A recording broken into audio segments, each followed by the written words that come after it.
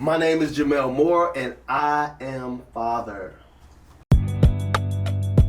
I am father. Back against the wall, head still high, push through it all. Father am I, lead by example, but still I gotta follow. Value your seeds, let's promise them tomorrow. Forever I stand, it's never to be a bother. Forever I'm man, forever I'm father. Forever I stand, it's never to be a bother. Forever I'm man, forever I'm father. My name is Alan Irvin, and this is I Am Father. Listen, one thing I realized is fatherhood means different things for different fathers. And one thing that I want to talk about is a fatherhood paradigm. And that's why we're here today. I mean, what does fatherhood mean to you? I mean, I know just because you have a baby, that doesn't mean you have the mindset to be a father. So what we're here to talk about is what type of mindset you have to be a father. What does that look like? I know for me, I did not want to be a father before I had graduated from college, before I was able to take care of my family, you know, ready to get married and the whole nine. So I was like 31 before I started. But what does that mean to you? And we're here to talk about it. We're here to talk about it. I got an opportunity to talk to a brother of mine, Jamel. What's going on, my brother? How you doing? Good, man. Good. We first met on a boat. You was doing some poetry. I was like, we got to have this dude back. Yeah. Tell the audience about you, man. What's your name? How many kids you got? You ever been married? Yeah. You know, what fatherhood mean to you? Let's get the whole gamut. Okay, all right. So my name is Jamel Moore. I have 3 kids. I have a son that's 24, a daughter that's about to turn 20 tomorrow, and another daughter that's going to turn 19 in April. So I have a 24-year-old, a 20-year-old, and a 19-year-old. I have 3 grandkids, you know. Yeah, so yeah, it was hard. It was hard. It was hard to get over the hump of being a grandfather, you know. So I got two girls and one newly grandson that was born in December of 2021. I've been married twice. Okay. All of my kids are with my first wife, and so yeah, to me. To answer the question, I think fatherhood means to me the ability to provide, and not only provide like financially, but also provide wisdom, provide to help your children to experience the things that you've been through without them actually having to go through the same stuff. The best you can. Right. You know what I mean? Like let me guide you. You know, I've been through something like this, or you know, let me help you understand what I've been through, so that you won't have to experience those same things. Hopefully. Right. Right. And you know, sometimes it goes those attempts go they fall on deaf ears. But at the end of the day, I think the attempt to do that is what you need to have, and the ability or the want or desire to be that guide and that forerunner for your children, you know. Gotta have the desire, because I mean, I'm thinking, what is it that it takes to be a good father in your point of view? You know, for me, I think that in order to be a good father, you have to be able to know yourself. I believe that, like I became a father at 19. Okay. I didn't know nothing. You know what I mean? I didn't know anything about myself. I didn't know anything about the life of the world. And the problem, the bad thing about that is that I thought I did. Well, did your dad help you during that time at 19? At 19, during that time, my dad was with us growing up, but my dad had his own issues, you know. And so my dad, as being being an addict, it was difficult for him to give more than what he had to give. I believe he gave what he could, but there were certain things that he didn't know to give or didn't know how to provide for us. Right. And like I said, when I say provide, I'm not talking about just financially. Money. I'm talking about to provide this guidance for us. One thing I did learn from my dad for sure is I did learn what not to do. You know, and that happens. Right. Teach you indirectly. Right, indirectly, just knowing some of the things of what not to do. But I think that as men, we have to become a village. You know what I mean? To be able to help other men, not just other men grow up as men, but actually help other men be fathers. Absolutely. You know, because if you know something, you have to be able to give that to someone else. I think that's also part of being what a father is being. That village is important, man.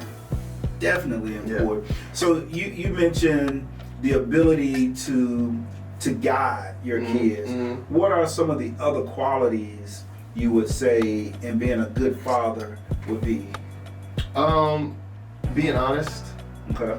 You know, because I think what we run into sometimes as fathers, as parents, is that we're not honest with our children or with ourselves. And when you're not honest with yourself, then by default you're not honest with your children. And when I say being honest, that means being able to say, "Hey, I messed up.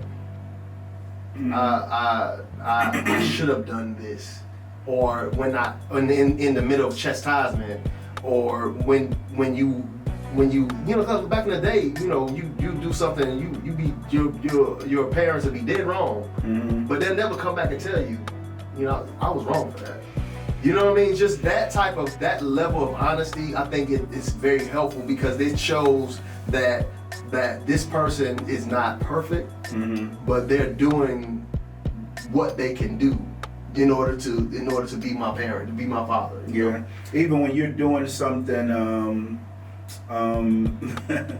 let's say anger. You know what I mean? Your son saw you come up and you really didn't understand how to manage your anger. And now at a later age, you see that's happening. Oh, you got to be honest with that one. Right. So listen, man, you got to get that in check, right now. Because especially when you see things in your children that you overcame and within yourself, you got to make sure. Okay, look, I messed up. Nut. I I was dumb. Listen, you got to fix that right now.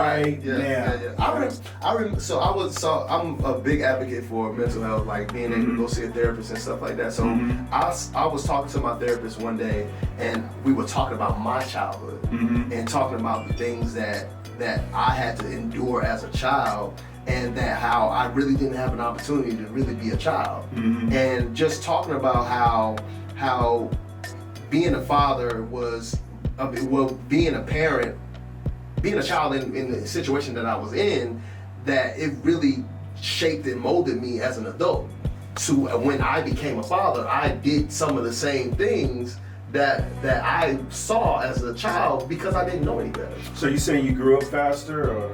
I didn't have an opportunity to really enjoy being a child. Why is that? Cause I was in a household. My parents were on drugs. Okay. Right. So I had the codependency complex or issue, personality disorder, where I would just latch onto them regardless of what was going on, and then also being able to take care of myself, take care of my brother and sister, cook, clean, all those things that I should have been playing outside. You know what I mean? So were you the oldest? I was the oldest, yeah. Okay. Yeah, I was the oldest, yeah. So I had that issue, but you had to grow up very quickly. I had to grow up. My mother passed away when I was 16. My mother passed away when I was 16. So at that point, you had your first child at 19. 19. Right. Right now, and it wasn't because I wasn't trying to have. I wasn't trying to have kids, but I was doing the work. At 16, I was putting the work in. I was putting the work in. Right. So I mean, it was just luck that it took till I was 16 to have any kids. But after I got finished talking to my therapist that day, I called my daughter and I was bawling. I was crying, and I was just saying to her, I'm so sorry for how the things that I really feel like I could have done so much better if I've known then what I know now. Now she was the oldest, the one that you had at 19? Yeah, no, the oldest is my son. Okay. Yeah, I call her because me and her talk all the time. Okay. But and she told me that, she said, Daddy, I'm proud of you. Mm.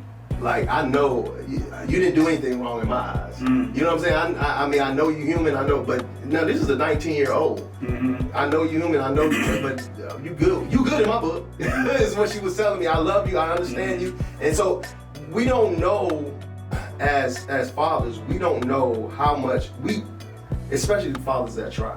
Mm-hmm. You know, because you got some fathers that don't even give that effort. Right. But fathers that try, your children see your effort. They see what you're giving. Like for my dad. Mm-hmm. My dad was on drugs for most of my life, right? But I still was able to see. He was a carpenter, a plumber, an electrician, an entrepreneur. All of these things that I learned, like I can go and fix a sink. I can, I can wire up a house. Right. Because he taught me those things. Mm-hmm. Because that's what he had. Mm-hmm. You know what I mean? He gave me what he had. He may not have been able to give me everything. Absolutely. But he gave me what he had. And I think that's what being a father is about. Mm-hmm. You know, giving your best to your children. Right. So how do you think the mindset changed from back in our father days opposed to now? How did that mindset, do you think it was a change in the mindset? I think back in the day, I think fathers were more concerned about putting food on the table. Mm-hmm. Absolutely. You know what I mean? I mean, I think you hit it on the head with that one. I think they were just thinking about being a provider. Right. You know, right. Emotional stuff, none of those things. Anger issues. Right. No, we're gonna get because of the way they came up. Right. You know, and I think that's one of the biggest keys. That's why I don't think you can really fault your dad. You know what I mean? He may not be there the way that I'm there or you were there. Right. But times change, man. I mean, they didn't have information out the way they got information out now. Right. And they had to really just take care of their family. Right. You know, and that's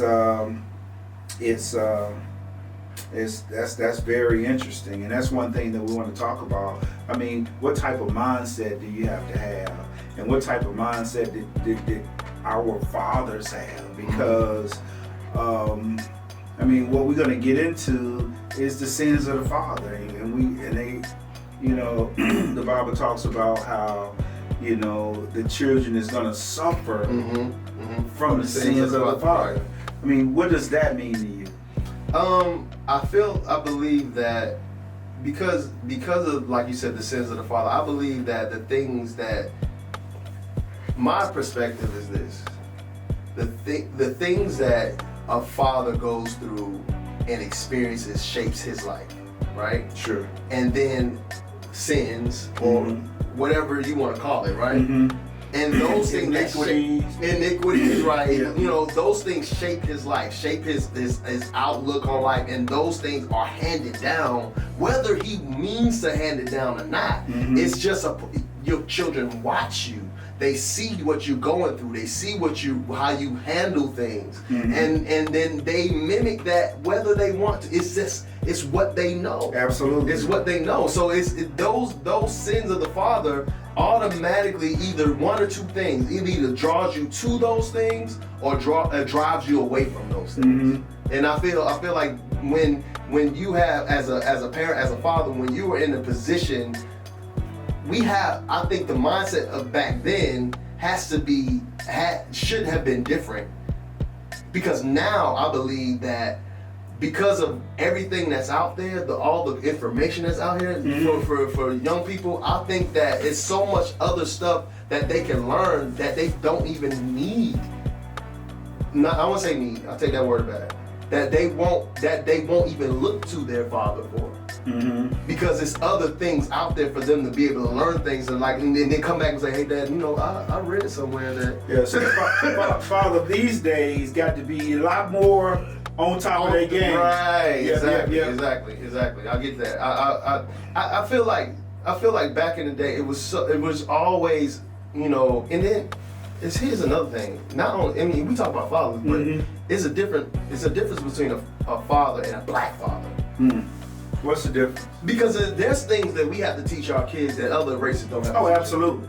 There's traumas that we go through as black men that other races they don't have to deal with those things, and those are the things we have to teach. My dad used to tell me, he used to tell me, you got to work twice as hard as anybody else to be recognized as half of everybody else. Absolutely.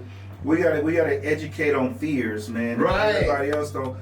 Other cultures don't have to exercise those fears or educate on those fears. They don't have to do that. Now they may have other things they have to deal with, but we have those things, you know. Yeah. So, do you think generational curses play a role in that? As far as well, let me ask you, what do you think about generational curses from a fatherhood perspective? Meaning, what are some of the things that, because when I think of generational curses, I say, okay, but it stops with me.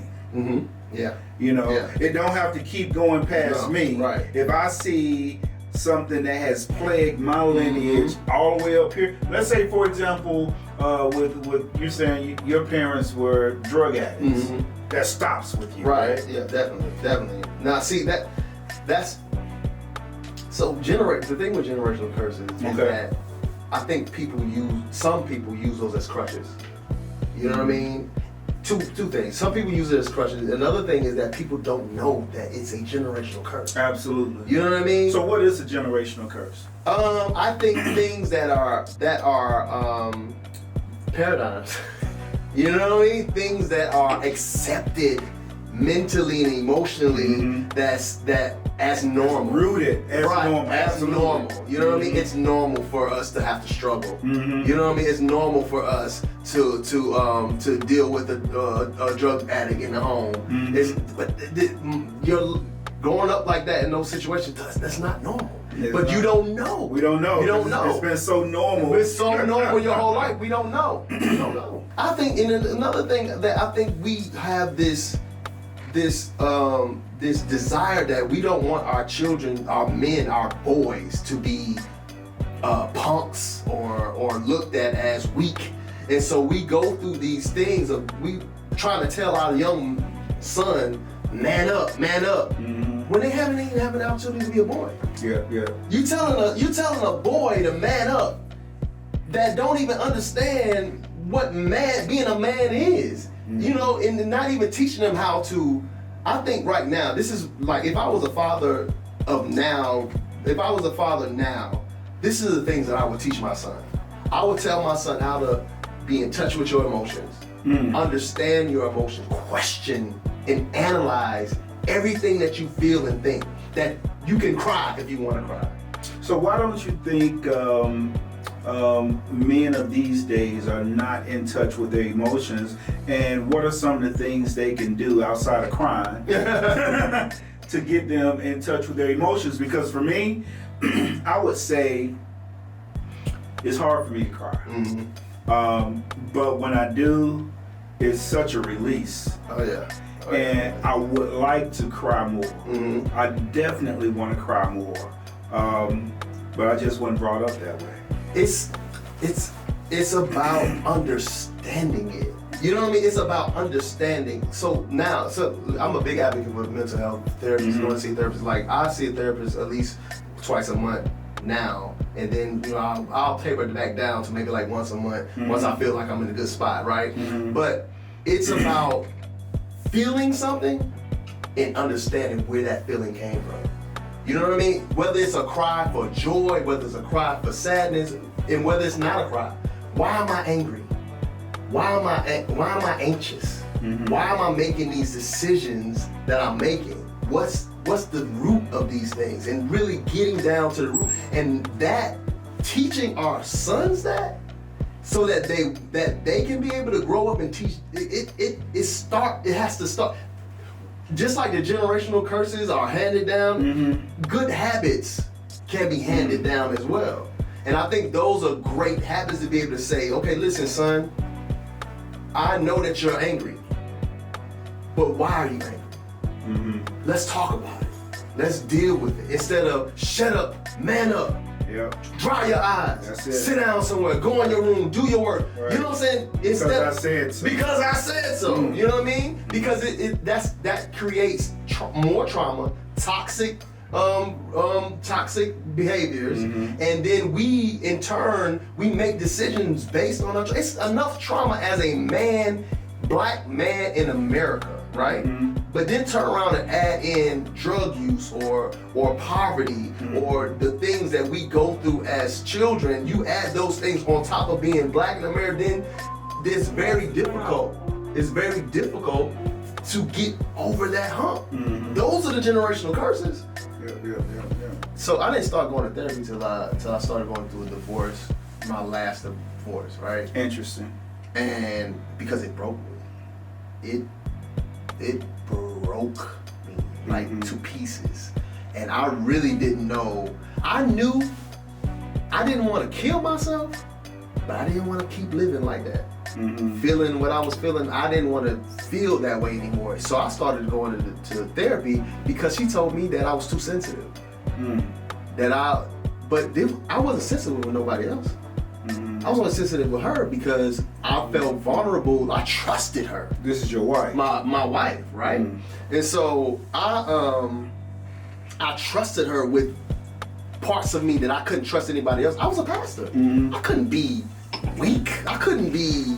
So I felt like I had this person to be able to be my outlet. And she took that and turned it against me. Just the wrong woman. Right. Well, I know that now. But what I found out, and this is what is important. What I found out was I picked her because of trauma. And I think we do that.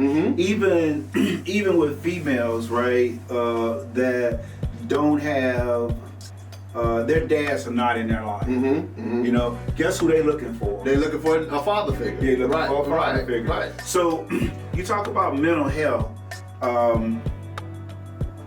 I remember after I got divorced, I was riding on my motorcycle down 85, and I had actually started seeing a therapist at the time. And all of a sudden, I just started crying and did not know why. And she said I was having a panic attack. I'm like, I'm fine. So this is when I'm really just understanding what therapy is all about. Oh yeah. I mean, I used to go to therapists. I used to go and I'm like, okay, what are we talking about? Right. But she's looking for me to release on something I should have an understanding about. Right. But I don't. You know, and it was it's interesting and it's needed, man, as far as mental health. People talk about mental health, but they don't talk about what it is. You know what I'm saying? How do you think mental health affected fathers of your father's day, and how is it affecting it of this day, you as a father? You know, we never. It's so frowned upon. You know what I'm saying? It's such a stigma of if you see a therapist, there's something wrong with you. Well, it is something wrong. It is something wrong. That's the problem. That's the whole issue. You know, there's something wrong. Right. So it's like you crazy, or there's a problem with it's just so shunned and frowned upon to be able to go see a therapist, and even at that time. So during the times of our fathers, they didn't have the outlet, and they didn't know that. Again, I keep saying this. They didn't. You know what you know. You know what I'm saying? So they didn't have that ability to be able to dig deeper into what was going on. My grandfather was a drug addict. You know what I'm saying? He was in Korea. Wow. He was on heroin. So it was a generational thing. Now my dad would never touch heroin. He learned not to do that. You know what I mean? But he still had his own issues that he was working through that he didn't have any idea how to work through. And so now we have, that's why I talk about it so much, because we have the resources, but if we would just go, and not church, not Go to church. It's okay to go to church. It's fine. Go to church. But you don't break your leg and go to the church. Mm-hmm. You know what I'm saying? You break your leg and you go to the doctor. You go to the hospital. Right. So if there's something broken in here, go to church and get prayer, yes, but you need to go to a professional that's going to help you heal. You need to heal. And I think at those points, our fathers didn't heal. They suppressed. And they compensated with other things, drugs, violence, more women. You know what I'm saying? That's why you got all these. Back in the day, men had so many other women, children outside of the marriage. It was a whole lot. They would be married. Listen, let me tell you this. This is funny. I had a cousin in the country, and he had 3 kids with his wife. He had like 6 kids outside of the house. And I said, man, you got a lot of kids, man. What's going on with? He said, man, I couldn't have all them kids in one house. I had to spread them kids out. You know? It's funny, but at the end of the day, these are the things that men do in order to feel better. You know what I'm saying? In order to feel better. Yeah. And they don't even know what they're doing. That worked for them. Yeah, it worked. It worked out for them. They don't work as much nowadays, but it worked out for them. Right. Well, how do you prepare for the role of fatherhood? And what is the importance of ensuring that there's a balance? And I'm talking about from all aspects, mentally, physically, financially, spiritually. I mean, how do you prepare for fatherhood in that way? You know, I just don't know if there's a way to prepare. You know what I mean? I don't know if there's a cookie cutter roadmap way to prepare to be a father besides preparing to be a better you. I think that's it.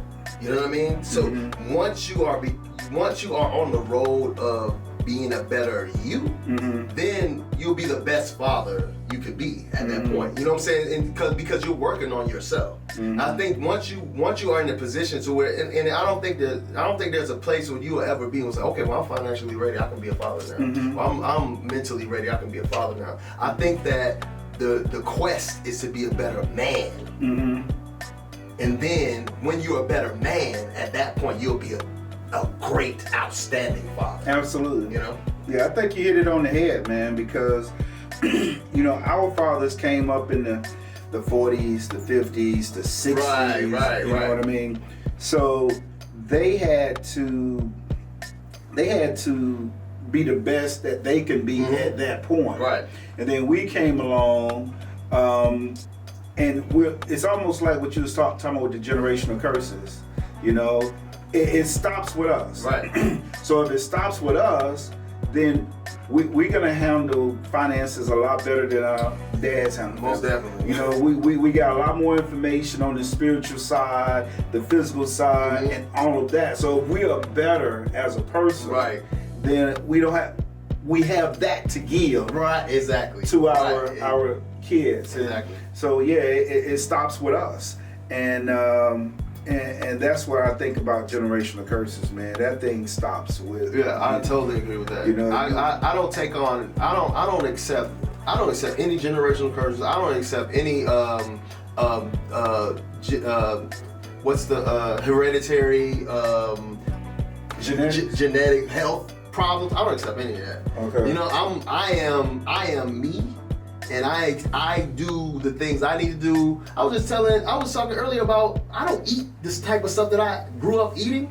You know? Oh yeah. You know what I mean? Like we'll eat chillers no. Even though I got some folks, they still ain't no chillers. We gotta put them chillers down. But you know, it's just a different. It's the willingness to adjust.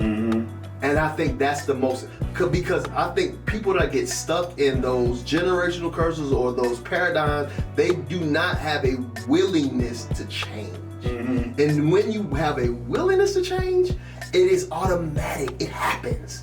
You know what I mean? Once you open yourself up to change happens. Because if you don't change, you don't grow. Anything that stays static is dead. What faith without works is dead. You know, anything that stays in one place at the same time does not grow and does not survive. It's just nature. It doesn't work. And then so what you're doing, if you don't change, you're teaching your children how to die. How to be dead on the vine. Wow, that's deep. If you don't have the ability to grow, because that's exactly what you're doing. You're teaching your children how to die. Yeah. Wow. The things that you eat, the things that you do, the places that you go, the things that you say out of your mouth. Right. You are teaching your children how to speak themselves into death, how to eat themselves into death, how to live themselves into death. That's negativity. The negativity. You're teaching your children. Come on now. So the best way to be a good father is to be a good man. I think I need to hashtag. Hey, we already hashtag. We're gonna put it on Twitter with your face on it. Jamel Moore. Right. Yeah, man, that's some good stuff, man. So what is it what kind of pointers would you give fathers that's coming up right now that will help them change their paradigm, change the way they look at fatherhood? I think first is to be open to change. Open to the idea that the way you grew up and the things that you learned in your life is not normal. Or there's a better way. There's a better way. You know, there's a better way. That, you know, in some things that you did growing up may be good, but you have to be open to the idea that there's a better way than the way I came Absolutely. up. And also being able to understand yourself. Because I think for me, the decisions that I made in my life and my relationships and even with my children was based on me not knowing why I was making the decisions. And so now that I'm kind of going through my healing stage of my life, I understand when there's a decision to be made, I weigh out, why would I say yes to this and why would I say no? You know what I'm saying? Why would I make this decision? So those things, understanding yourself, being able to be open to that there's a better way, and also being vulnerable to your children. What you mean by that? I mean, what you mean by that? I'm glad you asked. Being vulnerable to your children. Being vulnerable to your children, I think, helps to tear down the misconception that we can't do any wrong, that we are invincible, that we are that as a father that we are that we have it all figured out. So you saying I gotta tell my boys I ain't Superman? Right. But if you try me, if you try me, I am Superman. Right. Don't cross the line. Don't cross the line. But you know what I'm saying? I may not be Superman in the streets, but you better understand, son. But yeah, like you gotta be able to say, yeah, look, you know, I made some mistakes, and I did, you know, Absolutely. I did this wrong, and like I said earlier, being able to come back and say, you know, I said this to you earlier, and I was wrong for that. You know what I mean? Yeah, I do that a lot. I don't know if it was good or bad. Right. But I do that a lot. Yeah. You know, I was wrong for that. Yeah, I was wrong for that. I mean, because like I said, we grow up with people never taking accountability. That's the word. Taking accountability for their actions. Yeah. And being able to shows your children how to take accountability. It does. You know what I mean? You know, that you're not always gonna be right, and that you are gonna make mistakes. I made mistakes, and you are gonna make mistakes. But it's up to you what makes your mistake. You can't profit from something that you don't own. So if you never take ownership of your mistakes, you'll never grow from them. Okay. So you have to be able to show your children how to say, you know what, I did a wrong thing. Let me learn from that. Instead of, I did a wrong thing, but I don't care. You know, I don't care. I'm grown. You know what I mean? I'm the daddy. You know what I'm saying? You know, that type of situation, being able to put yourself in a position of of never being wrong. And I think being vulnerable to your children shows them that, hey, I am a human being and I make mistakes and I cry and I get angry. And these things, and being able to break those things down to your children and help them understand how to do that for themselves. You know. Yeah, that's good stuff, man. That's good stuff. Listen, if you like any of this, you should like it all. Because I've learned a lot, and it's good to hear other fathers' testimonies, especially when it comes from the wisdom of this brother right here. Then you should share it out. First thing you should do, you should subscribe, because we need it. We on a mission. We got a movement. And if you want to be a part of this movement, you don't want to miss nothing that's coming through here. Then like it and also comment, because we're going to start going live. And I want your comments. I want the chats. I want the top chats. I want everything. I want it all. We doing it all. Yeah. And yeah. And just stay tuned. All right. Thank you, my brother. Yeah, thank you, man. Thank you for having me. Hey, I enjoyed thanks for coming, man. I enjoyed it. I know you got a lot more in you. Man, you know, I like to talk. I like to be able to give, like where I'm at right now in my life, I want to give what I have. You know what I'm saying? Because there was times when I didn't have this to give. So I want to be able to help people, men, especially black men, to understand the importance of being able to understand yourself. Absolutely. Yeah, Absolutely. I want, because there, like I said, there's so many decisions that I made in my life that were based on trauma, and I didn't know. I thought I was doing the right thing. Absolutely. I mean, I'm with you on that. Yeah.